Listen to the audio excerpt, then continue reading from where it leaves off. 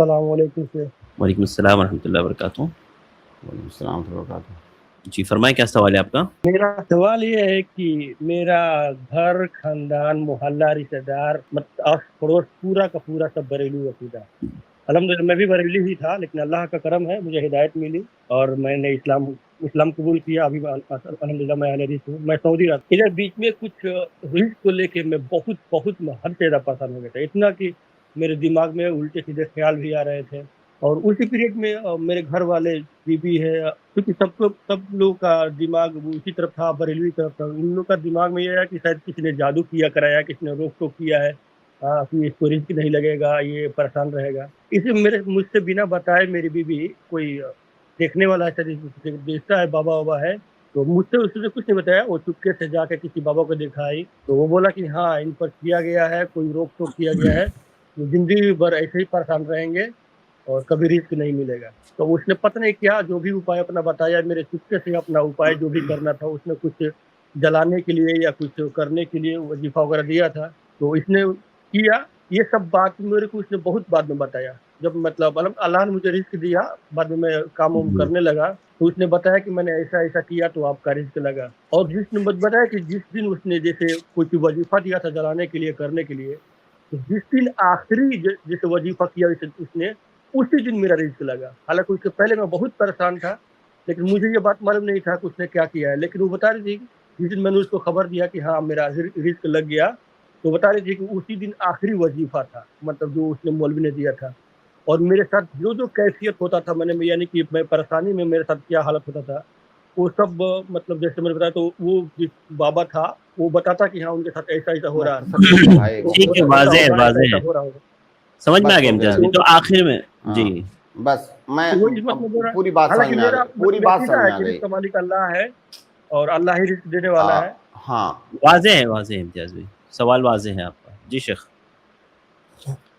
دیکھیے امتیاز صاحب، آپ نے شروع ہی میں بتایا کہ آپ کے جو قریبی لوگ ہیں تمام لوگ بریلوی ہیں اور آپ الحمدللہ اہل حدیث ہو چکے ہیں، متبع کتاب و سنت ہو چکے ہیں۔ تو جب آپ متبع کتاب و سنت ہو چکے ہیں تو پھر آپ یہ جان لیجئے کہ جیسے آپ نے فرمایا کہ رزق کا مالک اللہ ہے، رزق دینے والا اللہ کے علاوہ کوئی نہیں ہے، کسی کے اختیار میں نہیں ہے۔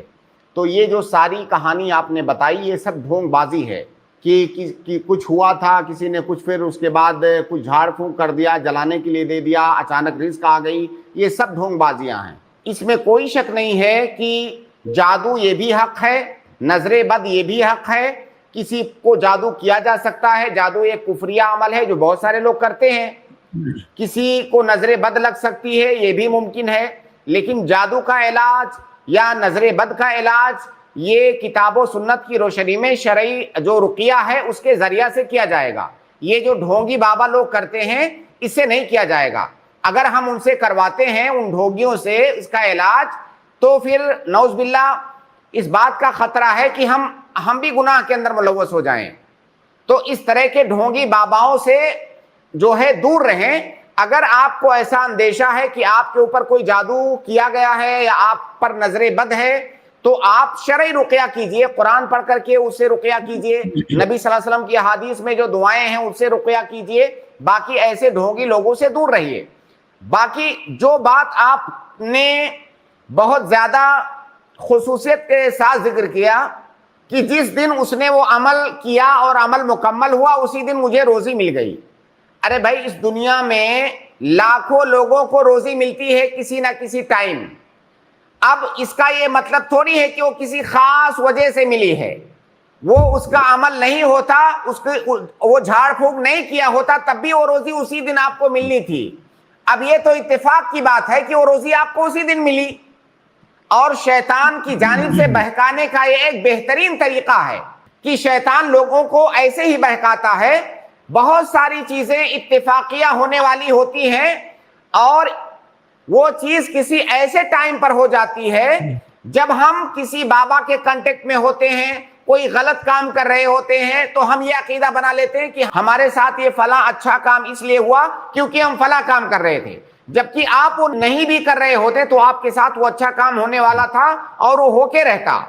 تو آپ یہ عقیدہ اپنے دماغ سے نکال دیجئے کہ اس نے جو عمل کیا تھا اس کی وجہ سے آپ کو روزی مل گئی. روزی اللہ رب العالمین کی جانب سے ہے, وہ آپ کو ملنے والی ہی تھی, اور اتفاق سے جو ہے وہ غلط کام جو کر رہا تھا بابا یا جس کے کانٹیکٹ میں تھے وہ لوگ, اتفاق کی بات ہے کہ اسی دن وہ چیز ہو گئی کہ اسی دن اس کا عمل ختم ہوا, اسی دن روزی ملی.